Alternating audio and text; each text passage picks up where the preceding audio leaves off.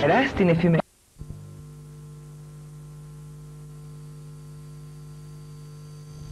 Αγαπητοί τηλεθεατέ, χαίρετε. Απόψε δεν είναι μαζί μας ο κύριος Μιχαλόπουλος, βρίσκεται εκτός Αθηνών. Είναι μαζί μας ο κύριος Στέλιος Κακαβέλας, δημοσιογράφος, ο οποίος ανήκει στους διαμαρτυρωμένους, στους Ευαγγελικούς συγκεκριμένα, και ζήτησε να κάνουμε διάλογο πάνω στις διαφορές που υπάρχουν μεταξύ Ορθοδοξίας και Ευαγγελικών. Κάναμε ένα διάλογο την προηγουμένη Δευτέρα, σήμερα θα συνεχίσουμε.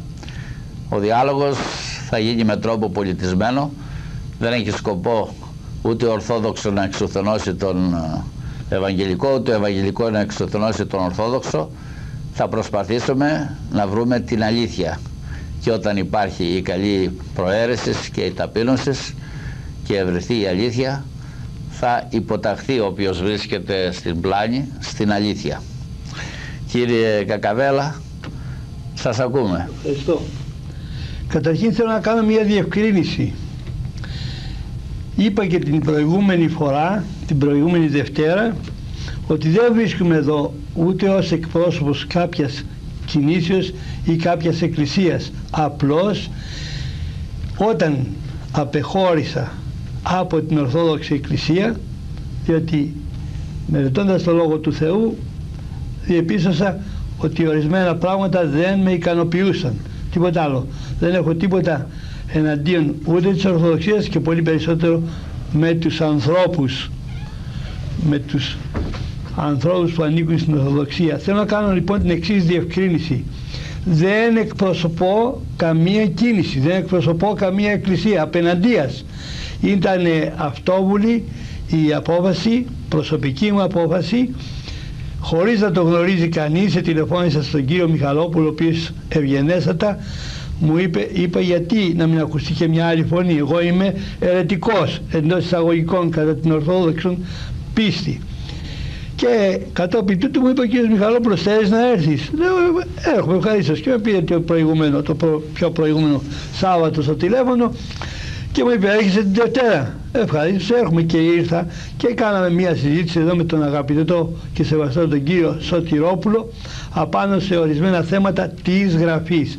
Εκείνο που είπα την προηγούμενη φορά, για όσους δεν με άκουσαν, το δικό μου το πιστεύω είναι το εξής. Δέχομαι μόνο ό,τι λέει ο Λόγος του Θεού.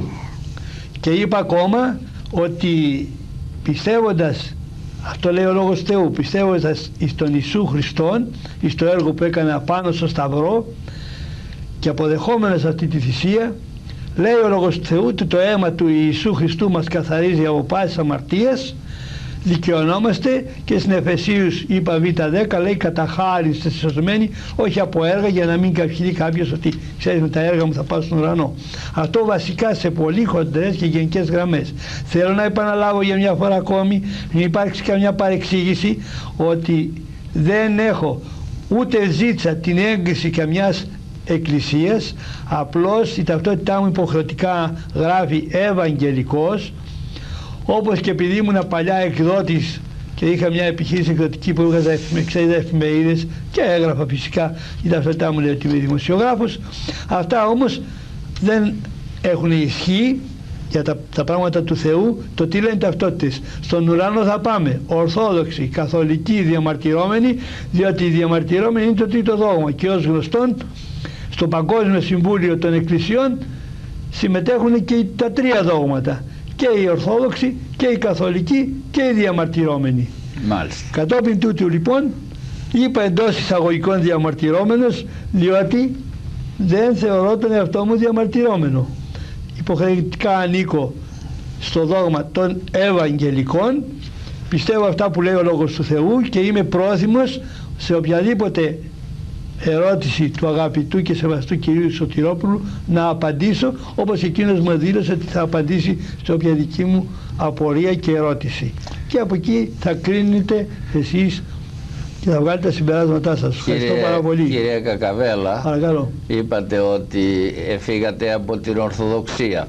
Ναι, αφού φύγατε από την Ορθοδοξία, ασφαλώς αγγίχεται σε μια άλλη ομολογία, στην ομολογία των Προτεσταντών ή διαμαρτυρωμένων, και πιο συγκεκριμένα στο δόγμα των Ευαγγελικών.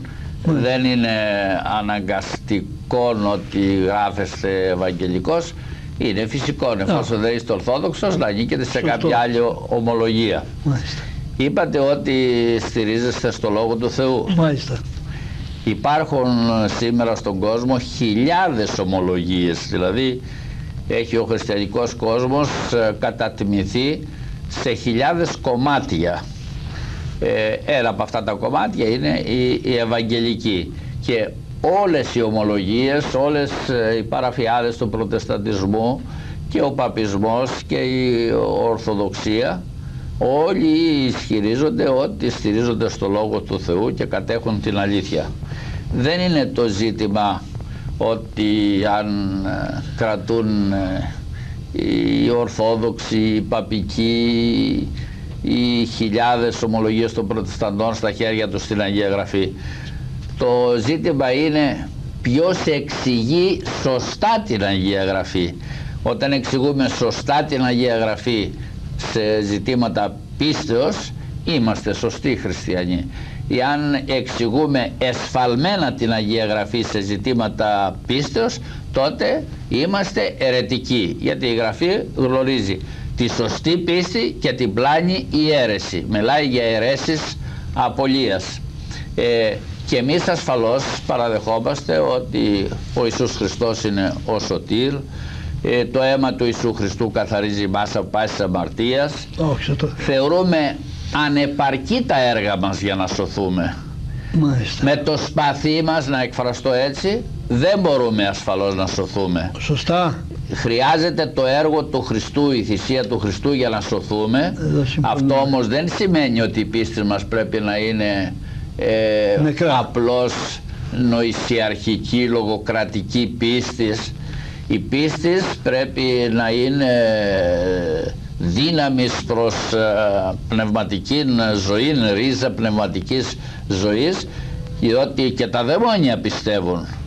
Αλλά δεν σώζονται τα δαιμόνια. Εμείς για να σωθούμε χρειάζεται να έχουμε ζώσα πίστη, ενεργό πίστη, πίστη δι' αγάπης ενεργουμένη, όπως λέγει ο Απόστολος Παύλος και είπαμε στην προηγουμένη εκπομπή. Μάλιστα. Πίστη η οποία εκδηλώνεται με έργα αγάπης.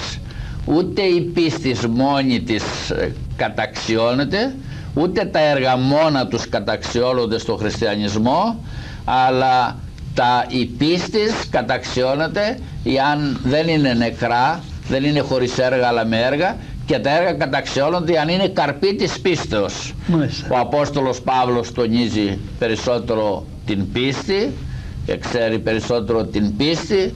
Ο Απόστολος Ιάκωβος εξέρει περισσότερο τα έργα και λέει πίστης χωρίς έργα είναι νεκρά. Και σε ένα χωρίο το οποίο ανέφερα στην προηγουμένη εκπομπή, συνδυάζεται και η πίστης και τα έργα. Εν Χριστώ Ιησού ούτε περιτομή ισχύει, ούτε ακροβιστία, αλλά πίστης δι' αγάπης ενεργουμένη. Πίστης η οποία εκδηλώνεται με έργα αγάπης. Ο Χριστός κατά την ημέρα της κρίσεως θα κρίνει, λέει, τους ανθρώπους έκαστον κατά τα έργα αυτού. Το λέει.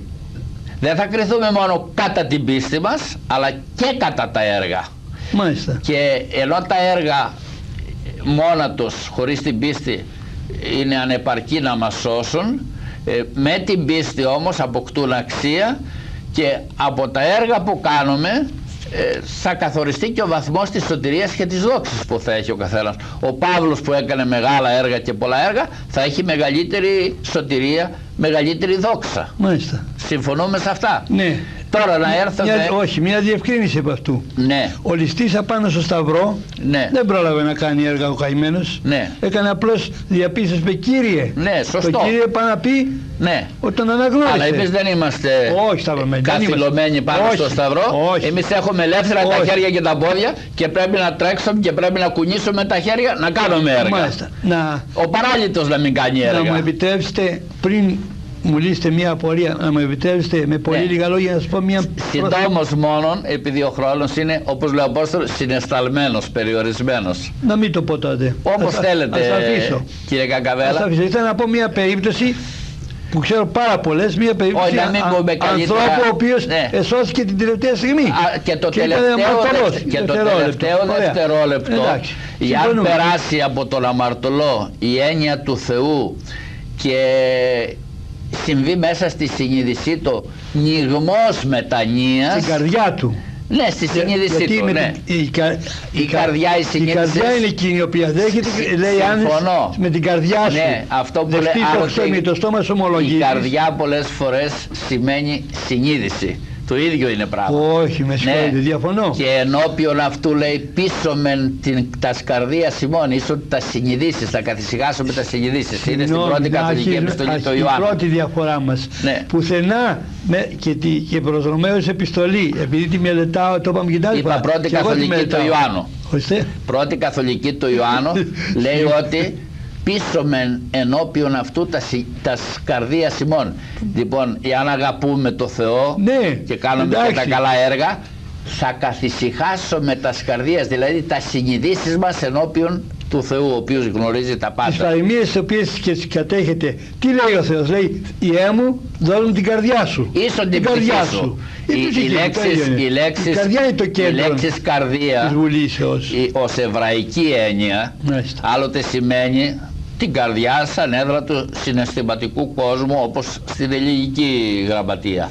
Άλλοτε σημαίνει τη συνείδηση και άλλοτε σημαίνει τον όλο εσωτερικό άνθρωπο, την ψυχή που λέμε.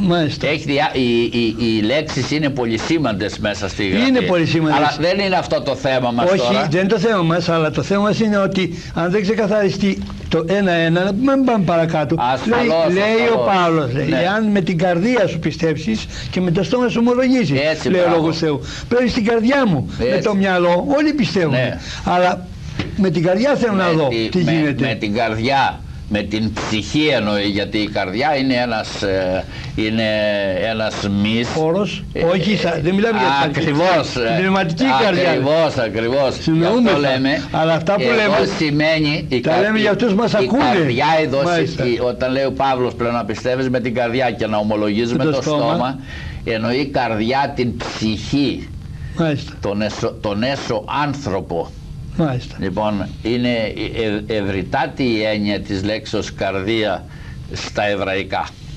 Λοιπόν, να πιστεύουμε με την καρδιά μας και να ομολογούμε με το στόμα μας. Μάλιστα. Αλλά φυσικά να πιστεύουμε σωστά, όχι αιρετικά. Ναι, αλλά να δούμε το ένα άλλο θέμα, δηλαδή το ίδιο θέμα. Ναι. Εάν δεν αποδεχτώ οποιοδήποτε δόγμα, εάν δεν αποδεχτώ, να πάρω τον παπισμό, για να μην καταφεύγω ούτε στην Ορθοδοξία ούτε στους Ευαγγελικούς, τον παπισμό να πάρουμε, τη Ρωμακαθολική Εκκλησία, ναι, είναι Παναγιολάτρες, τίποτα άλλο. Ένα λεπτό. Μαριολάτρες. Ναι. Μαριολάτρες. Εδώ όμως ο λόγος είναι μία από τις διαφορές που έχουμε εμείς οι Ορθόδοξοι με τους παπικούς, ότι είναι Μαριολάτρες. Ωραία. Εμείς τιμόμεν τη Θεοτόκο ως μητέρα του Θεού, ως και χαριτωμένη, ως ευλογημένη εν γυναιξή, αλλά όχι ως Θεόν. Ναι, γιατί στο πιστεύω που φύση Θεός είναι ο Πατήρ, ο Υιός και το Άγιο Πνεύμα. Αυτό είναι το πιστεύω το δικό σας και το δικό μας. Αυτό το πιστεύω έχουμε. Ναι. Αλλά εδώ μέσα στον Λόγο του Θεού έφτασαν στα άκρα οι παπικοί. Ναι. Οι παπικοί υπερτιμούν τη Θεοτόκο, οι Προτεστάντες υποτιμούν τη Θεοτόκο. Όχι, θα τα εξηγήσουμε. Οι Ορθόδοξοι ούτε υποτιμούν ούτε υπερτιμούν, αλλά τιμούν δεόντως και πρεπόντως. Εγώ θέλω να διευκρινίσω από την πλευρά τη δική μου το εξής. Πρώτον, ότι τη μητέρα του Κυρίου την σεβόμαστε, δεν την επικαλούμεθα διότι δεν είναι πανταχού παρούσα, τίποτα άλλο. Με δύο λόγια. Ακούστε, μόνο Πατήρ, Υιός και Άγιο Πνεύμα. Κάντε, κυρία Στέλιο. Να πείτε και να συνεχίσω. Η Παναγία δεν είναι πανταχού παρούσα, όπως δεν είναι πανταχού παρόντες και οι άγγελοι. Είναι οι άγγελοι πανταχού παρόντες. Οι άγγελοι ή οι άγγελοι. Οι άγγελοι. Οι άγγελοι είναι λειτουργικά πνεύματα, ναι, εις υπηρεσία είναι αποστελόμενα. Είναι πανταχού παρόντες. Όχι, αν τον στείλει τώρα εδώ έναν άγγελο με φυλάει. Δεν είναι στην Αμερική. Αν είναι εδώ δεν είναι στην Αμερική. Όχι, αν είναι στην Αμερική ο άγγελος δεν είναι εδώ. Όχι, ο δικός μου άγγελος είναι εδώ τώρα. Ωραία, πολύ ωραία. Όπως οι άγγελοι δεν είναι πανταχού παρόντες, έτσι και η Παναγία σαν πεπερασμένο δεν είναι πανταχού παρούσα. Πανταχού παρούσα είναι η Θεότης. Πανταχού παρόντες είναι οι τρεις, ο Πατήρ, ο Υιός και το Άγιον Πνεύμα. Αλλά τι λέγει το κατά Λουκάν Ευαγγέλιο? Ναι, αλλά δεν μ' άφησατε να ολοκληρώσω. Εγώ να ολοκληρώσω και θα ολοκληρώσετε κι εσείς. Με κόψατε. Όχι, είπατε όχι, θα σας απαντώ σε αυτό που είπατε. Δεν το ολοκλήρωσα. Είπατε δεν επικαλείστε την Παναγία. Σε αυτό θα απαντήσω και να ολοκληρώσετε. Είπατε δεν επικαλείστε την Παναγία, επειδή η Παναγία δεν είναι πανταχού παρούσα. Όχι, άλλο είπατε. Εκτός από αυτό. Το είπατε αυτό. Είπατε και κάτι άλλο. Εμείς, είπατε, οι διαμαρτυρόμενοι. Εγώ προσωπικά. Ναι, εσείς προσωπικά. Δεν επικαλείστε, είπατε, την Παναγία, διότι δεν είναι πανταχού παρούσα για να σας ακούσει όταν την επικαλείστε, έτσι. Σε αυτό θα το αναιρέσω με τη γραφή. Στο κατά Λουκάν Ευαγγέλιο ο Κύριος λέγει ότι χαρά γίνεται εν ουρανό ενώπιον των αγγέλων. Χαίρον δηλαδή οι άγγελοι όταν σώζεται μια ψυχή. Όταν μετανοεί ένας αμαρτωλός πάνω στη γη. Και οι άγγελοι δεν είναι πανταχού παρόντες. Όταν όμως, προσέξτε, μετανοήσει ένας αμαρτωλός πάνω στη γη, οι άγγελοι όλοι πληροφορούνται τη μετανοιά του και χαίρον και αγάλλονται. Όπως λοιπόν οι άγγελοι, χωρίς να είναι πανταχού παρόντες, πληροφορούνται τη μετάνοια ενός αμαρτωλού της γης, έτσι και η Παναγία, χωρίς να είναι πανταχού παρούσα, πληροφορείται τις επικλήσεις, προσέξτε, όπως οι άγγελοι με τη δύναμη του Θεού, του Αγίου Πνεύματος, πληροφορούνται ότι ένας μετενόησε πάνω στη γη και χαίρον, έτσι και η Παναγία με τη δύναμη του Αγίου Πνεύματος πληροφορείται. Εδώ στη γη με τα ραντάρ πληροφορούμε τι γίνεται στην Αμερική, τι γίνεται στην Αυστραλία, τι γίνεται στην Κίνα αυτή στιγμή. Φανταστείτε πόσο τελειότερα είναι τα μέσα των επικοινωνιών και στον ουρανό. Όπως οι άγγελοι πληροφορούνται, έτσι και η Παναγία. Αυτό είναι μια άποψη και μια θέση δική σας. Όχι, δεν βγαίνει. Δεν είναι δική μου άποψη. Δεν βγαίνει. Οι άγγελοι λέει χαίρον στον ουρανό όταν μετανοεί ένα στη γη. Πού το ξέρουν οι άγγελοι? Να μου δώσετε μια εξήγηση τότε από αυτού. Γιατί σε όλη την Αγία Γραφή, μετά από την ανάληψη και ανάσταση του Κυρίου μας στους ουρανούς, ούτε στις πράξεις των Αποστόλων, ούτε σε καμία επιστολή δεν αναφέρεται η Αγία Μητέρα του Κυρίου. Πουθενά δεν αναφέρεται. Ο Θεός που μας έδωσε την Αποκάλυψη. Στις πράξεις δεν αναφέρεται η Παναγία. Ένα λεπτό, να μου το πείτε πού. Εκεί λέει στο υπερό των Ιεροσολύμων, περίμεναν το Άγιο Πνεύμα. Το διαβάζετε? 120, θα το διαβάσω. 120 ψυχές. Και μεταξύ αυτών η μήτρη του Ιησού. Μου το διαβάζετε? Βεβαίως. Αν θέλετε, στις πράξεις των Αποστόλων. Στις πράξεις των Αποστόλων. Για να το εξαντλήσουμε αυτό το θέμα, να πάμε παρακάτω. Η μήτρη του Ιησού. Μάλιστα.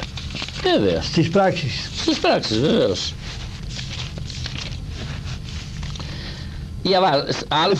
Ναι. Α. Μάλιστα. 14. Μάλιστα. Ούτε οι πάντες ενέμενον. Ναι, ναι, στην προσευχή και στη δέηση μετά των γυναικών, μαζί με γυναίκες και την Μαρία, τη μητέρα του Ιησού, μετά των αδελφών αυτού, μετά των αδελφών αυτού και μαζί με τους αδελφούς αυτού. Τη μητέρα του Ιησού και τους αδελφούς αυτού. Και τις γυναίκες. Όχι τα τέκνα της Μαρίας, δεν λέει για τέκνα Μαρίας. Και τους αδελφούς του Ιησού. Βλέπετε λοιπόν, κύριε Στέλιο, είπατε πρωτήτερα ότι πουθενά στις πράξεις δεν αναφέρεται το όνομα. Όχι, δεν αναφέρεται με την έννοια την εξής. Ότι να μας παραπέμπει κάπου μέσα σε όλη την Αγία Γραφή, να λέει ή ο Κύριος ή οι μαθητές ή οι Απόστολοι να λένε ότι στην μητέρα του Ιησού να απευθυνθείτε ή θα απευθυνόμεθα στη μητέρα του Ιησού. Μόνο στον Κύριο μας λέει να απευθυνόμεθα. Τότε γιατί να πάω στον Κύριο? Δεν λέει μόνο στον Κύριο. Το μόνο αυτό το προσθέτετε εσείς. Δεν το προσθέτω. Βρέστε ένα χωρίο που να λέει στην προσευχή πρέπει να επικαλούμεθα μόνο τον Κύριο. Λέει το Πατέρ ημών. Να πω κάτι άλλο που λέει ο Παύλος. Να πείτε. Ο Παύλος προσευχόταν στον Κύριο απευθείας. Έβαζε όμως και τους πιστούς να μεσολαβήσουν για αυτόν στον Κύριο και έλεγε συναγωνίσαστε με εν τις προσευχές ημών υπέρ ημού προς τον Κύριον. Δηλαδή ο Παύλος έβαζε και απευθυνόταν στους πιστούς και έλεγε προσευχηθείτε στον Κύριο για μένα. Εάν λοιπόν ο Παύλος επικαλείται τις προσευχές των Αγίων, των πιστών ανθρώπων, γιατί εμείς να μην επικαλούμεθα τη βοήθεια της Παναγίας που είναι ανωτέρα όλων. Δεν το λέει γιατί ναι, ο Θεός μας έδωσε τι είχαμε ανάγκη. Εφόσον λέει το άλλο, ότι ο Παύλος ζητούσε, απευθυνόταν στους πιστούς και ζητούσε τη βοήθειά τους στις προσευχές, γιατί πολύ περισσότερο να μην απευθυνόμαστε δηλαδή, στην Παναγία. Αυτό εξυπακούεται. Ασφαλώς. Δεν μπορεί να σας πω ένα παράδειγμα. Να σας πω. Δεν παίρνω σειρά. Όχι, παίρνετε, ορίστε. Να σας πω ένα παράδειγμα. Πολλά πράγματα τα συμπεραίνει η Γραφή. Πολλά? Ναι, πολλά. Να σας πω ένα παράδειγμα. Πέστε μου. Ένα παράδειγμα. Ότι υπάρχει Ανάσταση νεκρών, είπε ο Χριστός, ναι, αποδεικνύεται ακόμη και από το πρώτο βιβλίο της Παλαιάς Διαθήκης στη Γένεση. Πώς αποδεικνύεται? Ότι υπάρχει Ανάσταση νεκρών. Μάλιστα. Ο Θεός, λέει, παρουσιάστηκε στο Μωυσή και είπε: εγώ είμαι ο Θεός του Αβραάμ και του Ισαάκ και του Ιακώβ. Δεν είναι ο Θεός νεκρών αλλά ζώντων. Είχαν πεθάνει ο Αβραάμ, ο Ισαάκ και ο Ιακώβ προϊόνων. Και όμως ο Θεός είπε στο Μωυσή: εγώ είμαι. Μα το επικαλείται και ο ίδιος ο Κύριος αυτό. Προσέξτε τι θα πω. Συγγνώμη, δεν το επικαλείται ο ίδιος ο Κύριος? Ναι, ακριβώς, αλλά γιατί το λέω εγώ τώρα αυτό? Γιατί το λέτε? Εγώ, είπε, είμαι ο Θεός του Αβραάμ, του Ισαάκ και του Ιακώβ. Δεν λέει ήμουν όταν ζούσαν, και τώρα είμαι.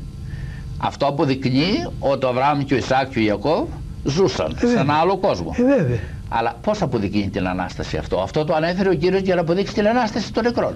Αυτό αποδεικνύει ότι οι ψυχές ζουν σε ένα άλλο κόσμο. Από εκεί εγώ θα πιστέψω για την Ανάσταση ή ότι ο Κύριος μου το είπε? Προσέξτε, τι λέει στο 14ο του Ιωάννου? Μα τι λέει ο Κύριος? Ο ίδιος ο Κύριος το είπε. Όχι αυτό. Είπε στους Σαδουκαίους. Μάλιστα. Ότι υπάρχει Ανάσταση νεκρών αποδεικνύεται από το λόγο που είπε ο Θεός στο Μωυσή, στη Βάτο. Εγώ είμαι ο Θεός του Αβραάμ, του Ισαάκ και του Ιακώβ. Αλλά αυτός ο λόγος αποδεικνύει ότι ο Αβραάμ και ο Ισαάκ και ο Ιακώβ ζούσαν σε ένα άλλο κόσμο. Όμως ο Χριστός είπε ότι αυτό αποδεικνύει την Ανάσταση. Πώς? Εμέσως. Όχι, με συγχωρείτε. Έτσι είπε ο Χριστός. Ναι, αλλά εδώ. Πώς αποδεικνύει την Ανάσταση? Για πέστε το. Ο ίδιος ο Κύριος είπε στο 14ο. Πώς αποδεικνύει την Ανάσταση? Μου το λέει ο ίδιος ο Κύριος μου. Όχι, έρχομαι σε αυτό το γεγονός που είπε στο Μωυσή. Εγώ είμαι ο Θεός του Αβραάμ, του Ισαάκ και του Ιακώβ. Αυτό αποδεικνύει την Ανάσταση. Πώς την αποδεικνύει? Μα έχω τον ίδιο τον Κύριο που μου το υπόσχεται. Ο ίδιος ο Κύριος το είπε. Το είπα, και εγώ το είπα, Εγώ μιλώ για αυτό το χωρίο όμως. Ωραία. Ξέρετε γιατί το λέω? Για να καταλάβετε ότι από αυτό το χωρίο που εκ πρώτης όψεως δεν λέει τίποτε για Ανάσταση. Δεν λέει για Ανάσταση. Δεν λέει τίποτα. Να λέει εγώ είμαι ο Θεός του Αβραάμ, του Ισαάκ και του Ιακώβ. Αυτό είναι που το λέει καθαρά. Ο Αβραάμ και ο Ισαάκ και ο Ιακώβ ζουν σε έναν άλλο κόσμο ως ψυχές, ως πνεύματα. Δεν λέει για Ανάσταση τίποτε. Και όμως ο Χριστός είπε αυτό αποδεικνύει την Ανάσταση. Πώς την αποδεικνύει? Εμέσως.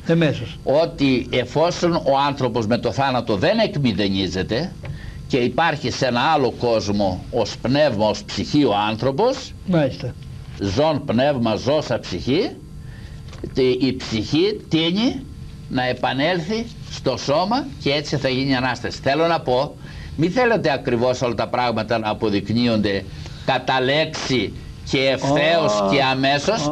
Βλέπετε ο Χριστός από την αθανασία της ψυχής. Δεν το δέχομαι αυτό. Τότε δεν δέχεστε το λόγο του Χριστού. Όχι, αυτό θέλω να σας αποδείξω. Ότι δεν δέχομαι τα έμεσα. Παίρνω το άμεσο, αυτό που μου λέει καθαρά το Ευαγγέλιο. Ναι, αλλά ο Χριστός το είπε το έμεσο. Ο Χριστός είπε ότι ανασταίνονται οι νεκροί αποδεικνύεται από το λόγο που είπε ο Θεός στο Μωυσή. Εγώ είμαι ο Θεός του Αβραάμ, του Ισαάκ, του Ιακώβ. Ο ίδιος ο Χριστός το είπε. Επιτρέπετε? Ορίστε. Λοιπόν, προσέξατε τι είπα? Σας παρακολουθώ. Αυτό που είπε ο Κύριος. Ότι ανασταίνονται οι νεκροί αποδεικνύεται, είπε ο Χριστός, και από το λόγο που είπε ο Θεός στο Μωυσή. Εγώ είμαι ο Θεός του Αβραάμ, του Ισαάκ και του Ιακώβ. Ναι, αλλά γιατί... Λέει τίποτε για Ανάσταση. Όχι, αλλά γιατί να πάω έμεσα και να πάω, ας πούμε, στην παραβολή του Λαζάρου. Έμεσα. Πήγε ο Κύριος έμεσα, αλλά πήγε και άμεσα. Και άμεσα. Βλέπετε, έχουμε και το έμεσο, έχουμε και το άμεσο. Αλλά εφόσον έχω το άμεσο. Εσείς όμως απορρίπτετε το έμεσο. Όχι, όχι, όταν συμφωνεί με το... Πρωτήτερα το είπατε αυτό. Όχι, όταν συμφωνεί με το άμεσο, το αποδέχουμε. Εάν βγαίνει Τώρα κύριε Στέλιο, είστε χρεωμένος σε ένα σημείο. Είπατε ότι η Γραφή λέει μόνο το Θεό να επικαλούμεστα στην προσευχή. Έτσι μόνο. Βρέστε τη λέξη μόνο. Όχι, θα σας την βρω τη λέξη. Βρέστε την. Πώς θα την βρω, όταν δεν με αφήνετε να απαντήσω. Μα τι λέξη να βρείτε θέλω. Να απαντήσω. Σε αυτό το θέμα όμως. Σε αυτό εκεί θα απαντήσω. Ξεκινάω και λέω την προσευχή που μας έδωσε ο Κύριος. Λέει μάθε μας να προσευχόμαστε και τους είπε Πάτερ ημών θα λέτε, ο εν της ουρανής, είπε στον Πατέρα να απευθυνόμεθα. Αυτό λοιπόν. Δεν λέει μόνο όμως. Αποκλείει. Το μόνο είπατε εσείς. Δεν αποκλείει. Μα γιατί, δεν αποκλείει. Γιατί τότε το έμεσα δεν το δέχεστε. Δεν αποκλείει. Συγγνώμη, εδώ το έμεσα γιατί δεν το δέχεστε. Εγώ το δέχομαι, εσείς δεν το δέχεστε. Μα είναι σαφής εδώ. Τι λέει? Του Κυρίου η προτροπή. Λέει εδώ ο Κύριος.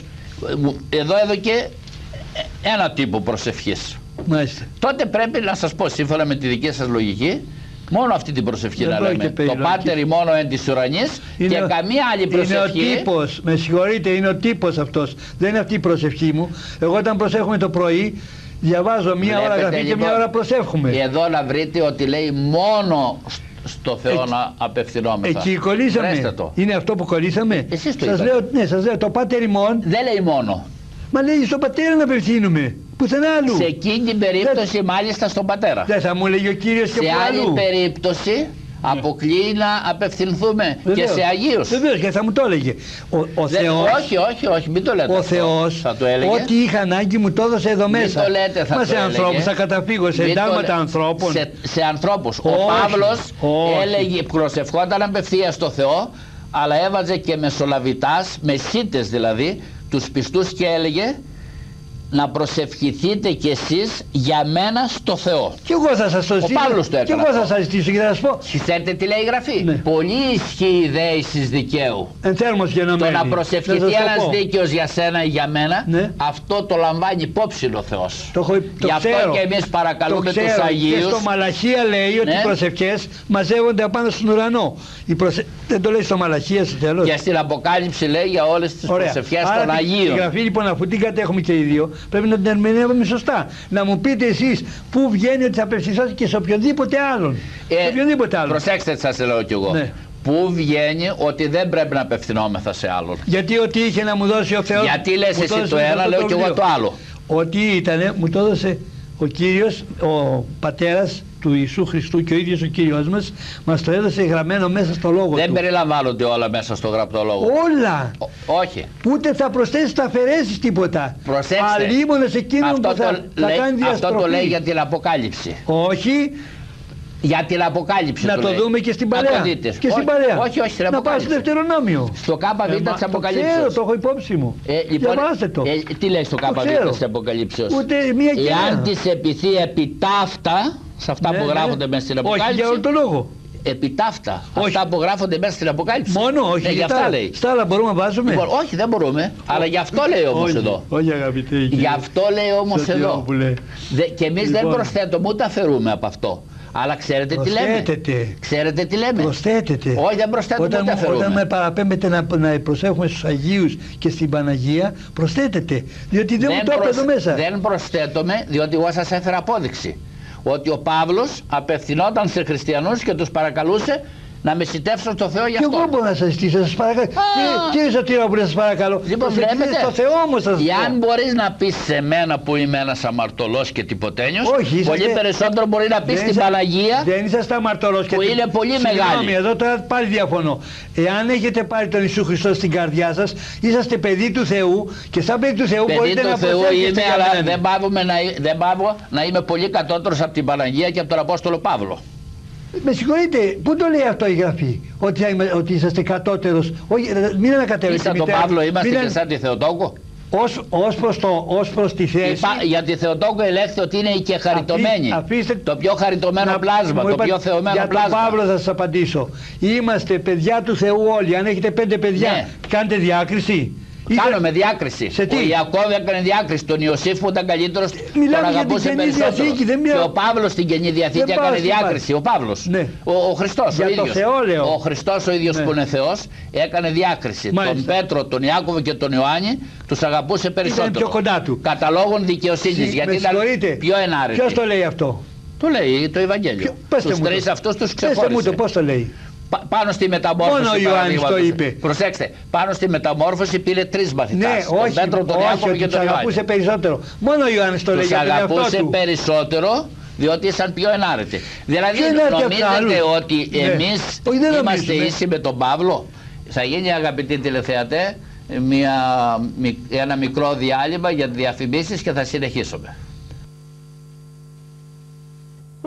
Αγαπητοί τηλεθεατές, ο κύριος Κακαβέλας, δημοσιογράφος, διαμαρτυρόμενος, πιο συγκεκριμένα ευαγγελικός, έχει να παρατηρήσει κάτι για το Θεοτόκο εν συνεχεία της προηγουμένης εκπομπής, της εκπομπής που κάναμε την προηγουμένη Δευτέρα, και θα εισέλθουμε στο θέμα που προαναγγείλαμε για την αρπαγή.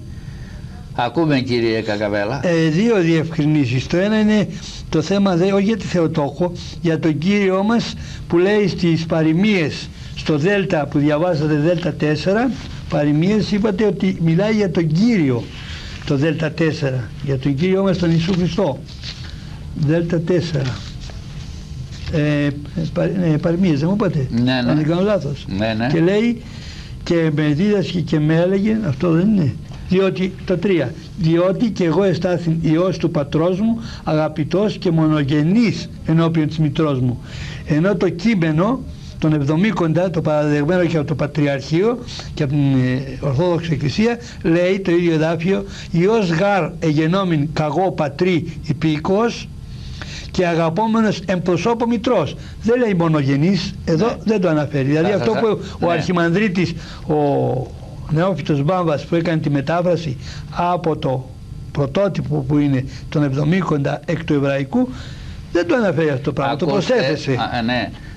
Το λάθος, κύριε Κακαβέλα, είναι που ονομάσατε το κείμενο των Εβδομήκοντα πρωτότυπο. Δεν είπα πρωτότυπο, εκ του Εβραϊκού λέω. Εκ του Εβραϊκού, αυτό είπα. Ναι, μα το είπα, λέω εκ του Εβραϊκού. Να σας διευκρινίσω. Να μου διευκρινίσω. Εγώ ανέφερα το παροιμιόν Δέλτα, όπου ο Χριστός ονομάζεται μονογενής, σημαίνει ότι η Παναγία ένα τέκνο είχε, τον Ιησού, και αυτό το που ανέφερα, το χωρίο, στηρίζεται ακριβώς στο εβραϊκό, στο μασοριτικό κείμενο. Δηλαδή ο Νεόφυτος Βάμβας δεν μετέφρασε την αρχαία μετάφραση των Εβδομήκοντα, αλλά μετέφρασε το εβραϊκό ή μασοριτικό λεγόμενο κείμενο. Ναι, αυτό μετέφρασε. Μα λέει εκ του αρχαίου, λέει. Θεολογικό. Μα το λέει εκ του αρχαίου, λιγάπη. Δεν λέει του αρχαίου. Ξέρετε ποιο είναι το αρχαίο? Αυτό το είναι το εβραϊκό. Το πρωτότυπο. Όχι τον Εβδομήκοντα. Δεν το κατέχετε το θέμα. Είναι θεολογικό. Ακούστε, να το επαναλάβω πάλι. Ο Βάμβας μετέφρασε από το εβραϊκό ή μασοριτικό, όπως λέγεται, από τα εβραϊκά, Τιβρέ, Κοχέλες, Μπεν, Δαβίδ, Μέλεκ, Μπιρουσαλάμι, εβραϊκά δηλαδή. Απευθυνόμεθα σε ανθρώπους που δεν κατέχουν. Ακριβώς, γι' αυτό κάνουμε εξηγήσεις. Γι' αυτό κάνουμε εξηγήσεις. Ο Βάμβας, που λέγει ότι ο Χριστός είναι μονογενής, μετέφρασε από το εβραϊκό, από τις εβραϊκές λέξεις. Δεν λέει μονογενής, λέει πρωτότοκος. Στο Ματθαίο. Μονογενής λέει. Δεν είναι Πού? Στο παροιμιόν Δέλτα. Στο παροιμιόν Δέλτα το Υιός το έχει με μικρό, και όποτε λέμε μιλάει για τον Υιόν του Θεού, πάντα έχει το άρθρο μπροστά. Λοιπόν, αυτό, ο Υιός. Εδώ μιλάει για τον Υιό. Αν θα το γράψουμε με μικρό ύψιλον ή με κεφαλαίο, αυτό είναι άλλο θέμα. Στην αρχαία γραφή ήταν όλα ομοιόμορφα. Και χωρίς το άρθρο. Λοιπόν, υπάρχει πουθενά στην Καινή Διαθήκη Υιός, ο Υιός. Εμείς είμαστε Υιοί και είναι ο Υιός ο ένας. Φεύγετε από το θέμα. Στο θέμα είναι. Άλλο είπα εγώ, δεν είστε στο θέμα. Ξέρω τι είπατε. Ξέρετε τι είπα? Από πού μεταφράστηκε? Ο Νεόφυτος Βάμβας μετέφρασε από το εβραϊκό ή μασοριτικό κείμενο, το πρωτότυπο. Ωραία. Δεν το αναφέρει η γραφή. Εσείς μου το λέτε. Όχι. Αυτό είναι κοινός τόπος, θεολογική αλήθεια. Κοινός τόπος είναι για τον κόσμο μας ακούει. Τι γράφει μπροστά? Συγγνώμη. Τι γράφει μπροστά? Εσύ ανοίξτε το. Ορίστε. Τι γράφει μπροστά?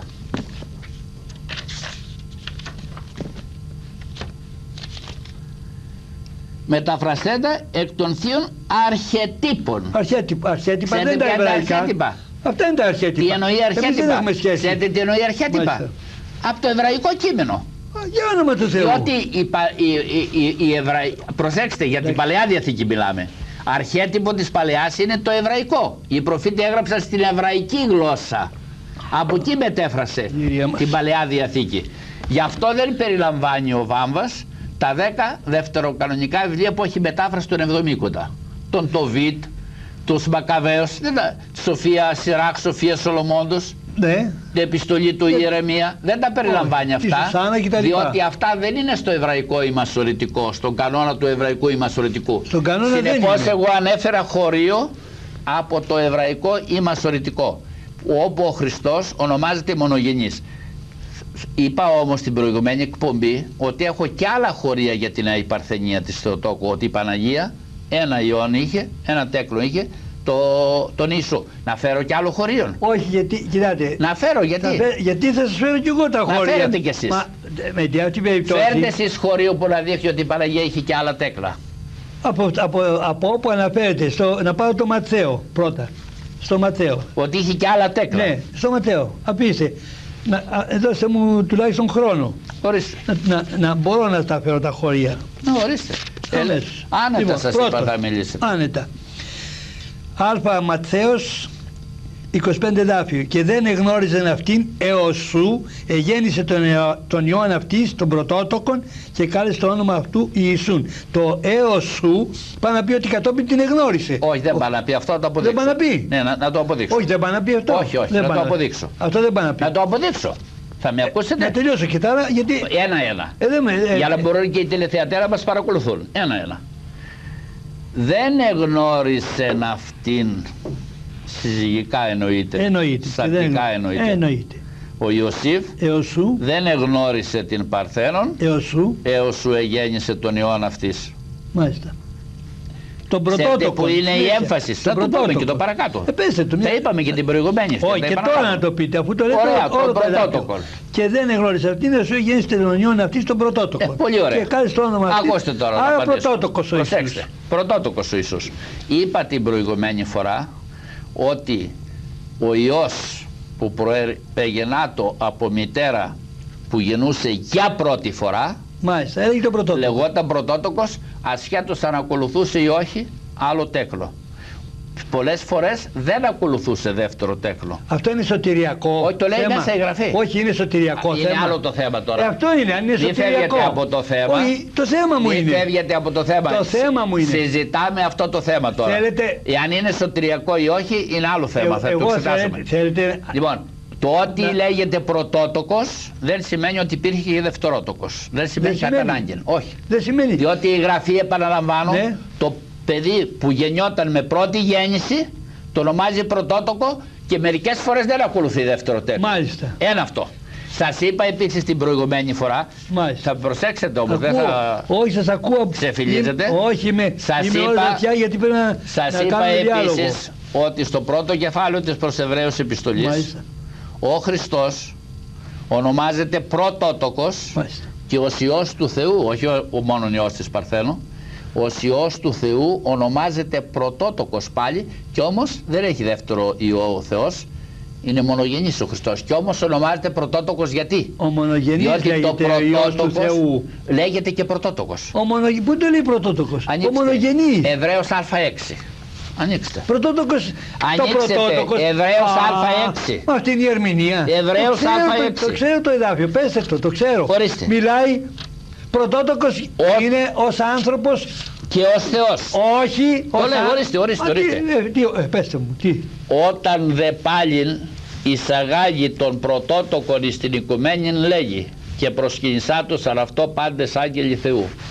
Όταν ο Θεός Πατέρας εισαγάγει πάλιν, φέρει πάλι κατά τη Δευτέρα παρουσία τον πρωτότοκον, μεταξύ πολλών αδέλφων, αυτό είναι ακριβώς. Όχι, τον πρωτότοκον, τον Υιόν που τον ονομάζει πρωτότοκον. Γιατί είναι η απαρχή. Αυτό είναι άλλο χωρίο που λέτε. Όχι, αυτό είναι. Και εδώ είναι, αναφέρεται απολύτως, δεν λέει πρωτότοκον εν πολλής αδελφής, τον πρωτότοκον. Δεν λέει εν πολλής αδελφής.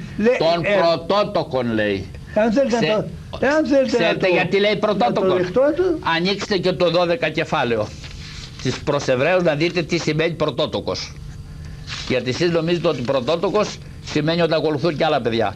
Ανοίξτε το 12ο κεφάλαιο της προς Εβραίους επιστολής.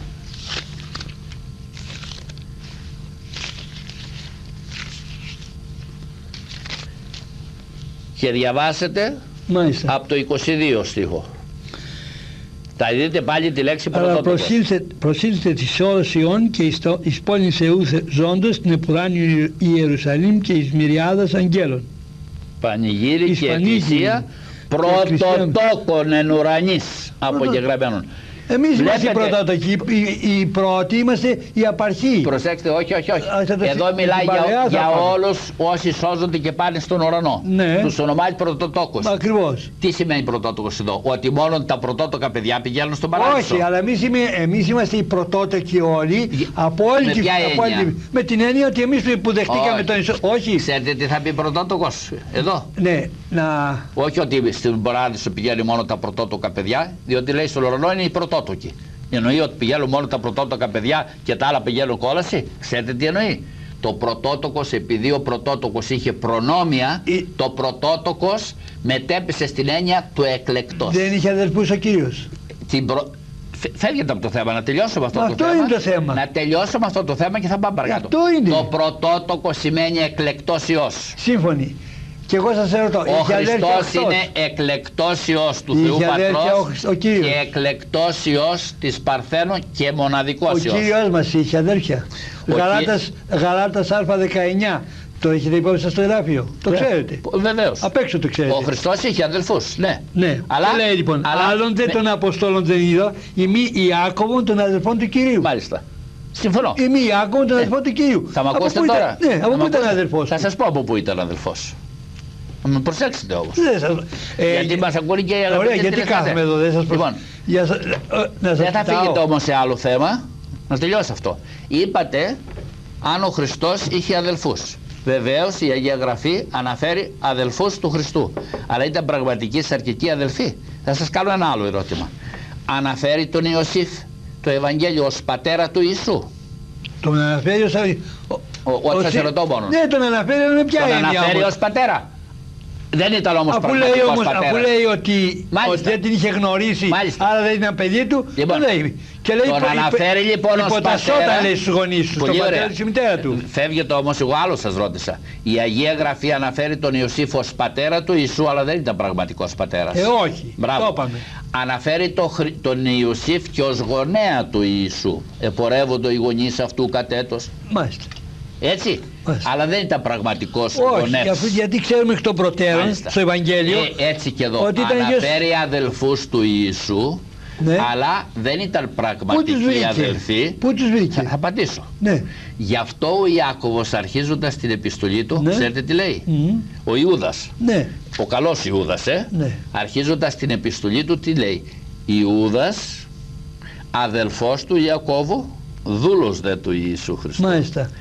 Τα παιδιά του Ιωσήφ, προσέξτε, του Ιακώβου του Σπουδαίου, το πρώτο ιεράρχο της... Αυτό που λέμε το αδελφός. Ναι, βεβαίως. Όχι, του Ιακώβου είχε δύο Ιακώβους. Είχε Ιάκωβο μαθητή. Και γιατί εσείς λέτε τον άλλον και δεν λέτε αυτό που λέει η παράδοση της Εκκλησίας διαμέσου των αιώνων? Διότι εμείς δεν πάμε με την παράδοση, πάμε μόνο με το Λόγο του Θεού, γι' αυτό. Ο Λόγος του Θεού δεν το καθορίζει αυτό.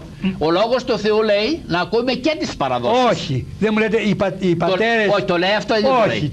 Ανοίξτε Β' Θεσσαλονικής Β' 15. Τις δικές του, των Αποστόλων. Β' Θεσσαλονικής Β' 15. Κύριε Σωτηρόπουλε, αυτά τα ξέρω πριν μου το πείτε, ναι, εσείς για τις παραδόσεις που λέει ο Απόστολος. Το λέει και στον Τιμόθεο, ναι, το αναφέρει. Ώστε λοιπόν η παράδοση, αυτές οι παραδόσεις, γιατί δεν υπήρχε τότε η Γραφή, δεν είχε ολοκληρωθεί και γι' αυτό τους είπε περί παραδόσεων. Ναι, οι Απόστολοι ήξεραν τι συγγένειες έχει η Παναγία, όχι, ο Ιάκωβος, ο Ιούδας, για την παράδοση. Ήξεραν τις συγγένειες αυτές.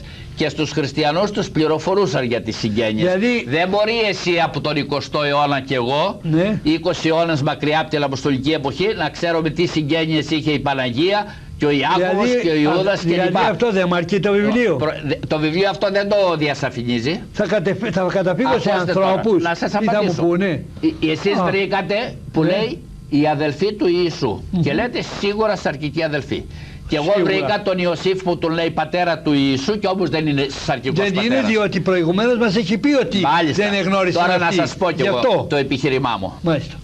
Λέει αδελφή του Ιησού αλλά δεν λέει τέκνα της Μαρίας. Δηλαδή έπρεπε να πει ότι είναι τέκνα της Μαρίας. Μάλιστα. Επειδή δεν το λέει ότι είναι τέκνα και το λέει αδελφό του Κυρίου.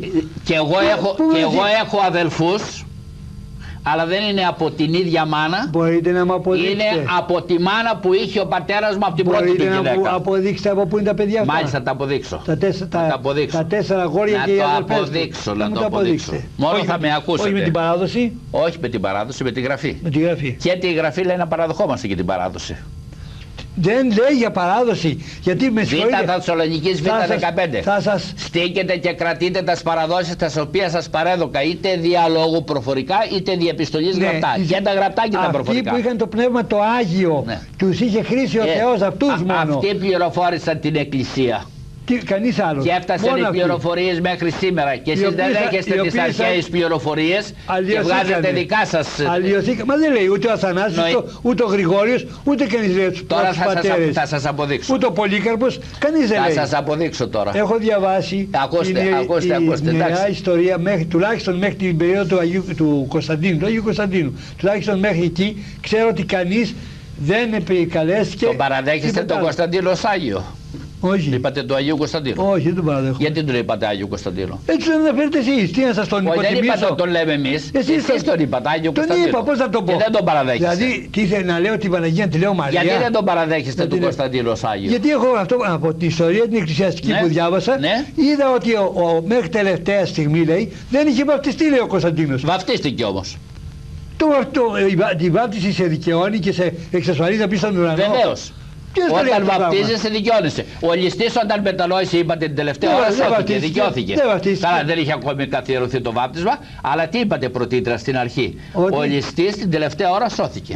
Και ο Κωνσταντίνος βαπτίστηκε με το μυστήριο του βαπτίσματος. Όσοι εις Χριστόν ευαπτίστε, Χριστόν ενεδίσαστε. Και σώθηκε και δικαιώθηκε. Συγγνώμη, πρέπει να έχεις πρώτα μετανοήσει, να έχεις πιστεύσει για να βαπτιστεί. Για να βαπτιστεί, μετανόησε. Και από την ώρα που βαπτίστηκε, δεν ξαναφόρησε τη βασιλική του αλουργίδα, αλλά καθόταν και διάβαζε την Αγία Γραφή και προσευχόταν και έκλαιγε. Και εγώ θα σας φέρω παράδειγμα αυτούς που έρχονται απ' έξω και βαπτίζονται να γίνουν χριστιανοί για να παντρευτούν. Αυτός έγινε χριστιανός, δεν βαπτίστηκε. Μα δεν ήταν, αυτός δεν έγινε με αυτή τη έννοια. Τότε μπορώ να πω και για σένα ότι έγινες με αυτή τη έννοια. Ακούστε τώρα, επανερχόμεθα. Η Αγία Γραφή λέει τα τέκνα, λέει αδελφή του Ιησού, αλλά δεν λέει τέκνα της Μαρίας. Ήταν αδελφή του Ιησού από την πρώτη γυναίκα του Ιωσήφ. Ποια πρώτη το λέει πουθενά για πρώτη γυναίκα? Το λένε η ιστορία. Καμιά ιστορία το λέει. Η ιστορία το λέει. Να διαβάσετε το πρόβλημα των αδελφών του Ιησού. Αλλά για να δείτε ότι πραγματικά ο Χριστός δεν έχει αδελφούς, αναφέρω χωρί από τη Γραφή. Ακούω. Είπα ότι ο Χριστός είναι μονογενής σύμφωνα με το παροιμιόν δέλτα κεφάλαιο, δεν το δέχομαι. Το οποίο στηρίζεται στο εβραϊκό ή μασονικό κείμενο. Εγώ δεν το δέχομαι γιατί δεν το δέχεστε, το επίσημο, διότι όχι, το επίσημο δεν το δέχεστε, ξέρετε γιατί? Το Πατριαρχείο δεν τη δέχεται. Ξέρετε τι? Δεν δέχεται το Πατριαρχείο δέχεται και άλλα που δεν τα δέχεστε εσείς. Λοιπόν, εδώ σας είπα ότι αυτό είναι μονογενής σύμφωνα με το εβραϊκό ή μασοριτικό κείμενο. Αν ήσασταν θεολόγος, αυτό είναι κοινός τρόπος, δεν θα έχετε αντίρρηση. Δεν είμαι θεολόγος. Να ακούτε τότε έναν ο οποίος είναι θεολόγος και ξέρει. Αυτή η μετάφραση του Νεοφύτου Βάμβα στηρίζεται, όχι στη μετάφραση των Εβδομήκοντα, στηρίζεται στο εβραϊκό ή μασοριτικό κείμενο, έτσι λέγεται. Δεν είχε καμία σχέση ο Βάμβας με τα εβραϊκά. Έρχομαι σε άλλο τώρα. Στο μη δέλτα κεφάλαιο του Ιεζεκίηλ υπάρχει προφητεία για την αϊπαρθενία της Θεοτόκου. Μάλιστα. Την αναφέρω?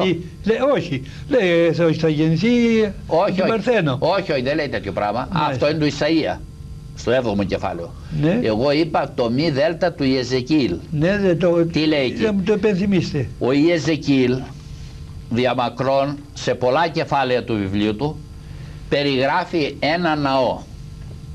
Αλλά ναός τέτοιος ποτέ δεν υπήρξε σαν κτίριο, σαν κτίσμα, υλικός ναός. Είναι η εκκλησία η οποία λέγεται ναός, εμείς ναός εστέ Θεού ζώντος κλπ. Είναι ιδανικός ναός, όχι κτίριο κτίσμα, είναι η εκκλησία. Στο 44ο κεφάλαιο, καθώς γίνεται η περιγραφή της εκκλησίας, ο Θεός, Ιεζεκίλ, ο Κύριος εφιστά ιδιαιτέρως την προσοχή του προφήτου Ιεζεκίλ σε μία πύλη του ναού προς Ανατολάς. Και τι του λέει? Αυτή η πύλη, η πόρτα θα είναι κλεισμένη, σφραγισμένη. Δεν θα ανοιχθεί. Μάλιστα. Δεν θα περάσει άνθρωπος από αυτή την πόρτα. Διότι πέρασε ο Κύριος, ο Θεός του Ισραήλ. Πέρασε ο Κύριος, δεν επιτρέπεται να περάσει άνθρωπος. Και ο Κύριος πέρασε, λέει, χωρίς να ανοιχτεί η πύλη. Θαυματουργικός. Η πύλη παραμένει κλεισμένη. Μάλιστα. Τι σημαίνει αυτό? Δεν είναι με ωραιότατο συμβολικό τρόπο παράστασης της αϊπαρθενίας της Θεοτόκου? Από αυτή την πύλη, λέει, αυτή η πύλη δεν θα ανοιχθεί, δεν θα περάσει άνθρωπος, αυτή η πύλη θα παραμείνει σφραγισμένη, δεν επιτρέπεται να περάσει άνθρωπος, διότι πέρασε ο ίδιος ο Θεός και αυτός πέρασε χωρίς να ανοιχτεί η πύλη και κλεισμένη στις πύλης. Και αυτό, από αυτό βγαίνει το συμπέρασμα? Δεν βγαίνει. Τι βγαίνει τότε, να μου πείτε, τι συμπέρασμα βγαίνει? Αυτό που διαβάζετε. Τι?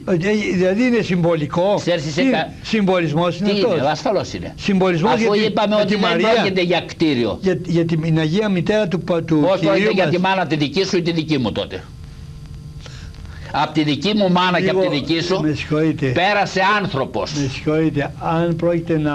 δεν παραδέχεστε την Ιεζεκίλ? Όχι, αν πρόκειται να σας εκνευρίσω... Όχι να με εκνευρίσετε, αλλά μου λέτε ότι αυτό δεν έχει καμιά σημασία. Βλέπω ότι θυμώνετε. Όχι, κύριε. Θυμώσατε, μου λέτε η μάνα μου, τη μάνα σου. Όχι ότι μου προσβάλλετε. Όταν υποτιμάς την Παναγία και μου λες... Δεν υποτιμώ, δεν μου μιλάτε, δεν μου λέτε... Ποια είναι αυτή η πύλη από την οποία πέρασε ο Κύριος και δεν επιτρέπεται να περάσει άνθρωπος και ο Κύριος πέρασε χωρίς να την ανοίξει? Ποια είναι αυτή η πύλη? Δώσε ερμηνεία. Δώσε ερμηνεία. Γιατί πρέπει να δώσω εγώ την ερμηνεία εδώ, σε αυτό το χωρίο ειδικά, και να το μεταθέσω ότι πρόκειται για την Αγία Μητέρα της?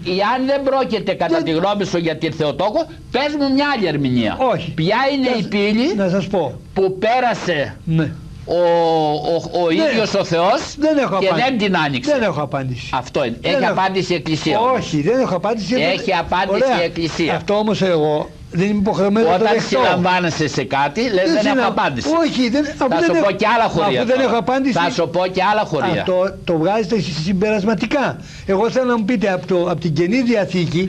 Την Παλαιά δεν την παραδέχεστε? Βεβαίως. Αλλά η Παλαιά δεν μου αποκαλύπτει αυτά που μου δίνει η Καινή. Αν διαβάσει την Εφεσίους επιστολή, όλη η Εφεσίους επιστολή. Την αϊπαρθενία της Θεοτόκου την αποκαλύπτει. Διότι λέει αυτή η πύλη είναι κλεισμένη. Μάλιστα. Δεν θα ανοιχθεί. Δηλαδή το γάμο δεν τον ευλόγησε ο Θεός? Εγώ δεν είπα ότι δεν είναι ευλογημένος ο γάμος. Άλλο είπα. Ότι η Παρθένος δεν είναι σύζυγος του Ιωσήφ. Δεν είχε δικαίωμα δηλαδή η Αγία Μητέρα του Κυρίου? Όχι, δεν είχε δικαίωμα. Δεν είχε δικαίωμα. Το λέει. Από αυτή την πύλη πέρασε ο ίδιος ο Θεός και δεν επιτρέπεται να περάσει άνθρωπος. Δεν είχε δικαίωμα να... Το λέει ο Εζεκίλ. Δεν είχε δικαίωμα να συνέλθει η Παναγία με τον Ιωσήφ? Όχι, δεν είχε δικαίωμα. Δεν είχε δικαίωμα. Όχι. Αλλά βγάζουμε αυθαίρετα το συμπέρασμα ότι... Μα το λέει ο Εζεκίλ, δεν το λέω εγώ. Δεν μιλάει για την Παναγία. Δεν για ποιον μιλάει? Για την Αγία Μητέρα του Πατρί. Για ποια μιλάει? Εμείς τη μητέρα... Δώστε μια άλλη ερμηνεία. Συγγνώμη, εμείς τη σεβόμαστε περισσότερο από τις ευαισθησίες. Εμείς δεν την βλαστημάμε όπως την βλαστημάμε. Φεύγετε από το θέμα, κύριε Κακαβέλα. Πέστε μου ποια είναι αυτή η πύλη από την οποία πέρασε ο Θεός και δεν επιτρέπεται να περάσει άλλος και ο Θεός πέρασε χωρίς να ανοιχτεί η πύλη. Ποια είναι αυτή η πύλη? Είναι άσχετο με το θέμα μας. Ποια είναι η πύλη, σε ρωτώ? Δεν το ξέρω. Άμα δεν ξέρεις... Μα κάθε τι που θα μου πείτε εσείς θα το μεταφράσετε, όχι εσείς, οποιοδήποτε. Θα μου το μεταφράσει όπως θέλει. Όχι, δεν το μεταφράζω όπως θέλετε. Αλλά δεν είναι να... Ακούστε, παραδεχτήκατε κι εσείς ότι εκείνος ο ναός που περιγράφει ο Ιεζεκίλ σε πολλά κεφάλαια είναι η Εκκλησία, έτσι. Αυτή η πύλη δεν μπορεί παρά να είναι ένα μέλος της Εκκλησίας. Όχι, δεν μπορεί. Δεν μπορεί. Δεν μπορεί. Αυτό βγαίνει... Εάν μπορεί, βρέστε μια άλλη λύση. πω... Η Εκκλησία διαμέσου των αιώνων λέει ότι είναι Θεοτόκος. Έρχομαι και σε άλλα χωρία όμως. Ανοίξτε Β5 Λουκά. Να σας πω, Β5 Λουκά. Δεν υπάρχει λόγος σε αυτό το θέμα να κολλήσουμε, διότι υπάρχει λόγος, διότι αφού το ξέρω ότι δεν πείθεστε. Γιατί για να μας ακούνε, ευχαριστώ. Ξέρω ότι δεν πείθεστε, κύριε Κακαβέλα. Όχι, να με πείστε από εδώ, από την Καινή Διαθήκη. Από την Καινή έρχομαι τώρα. Έρχομαι από την Καινή. Λουκά Β5. Λουκά Β5. Μάλιστα. Ναι. Θα το βρω.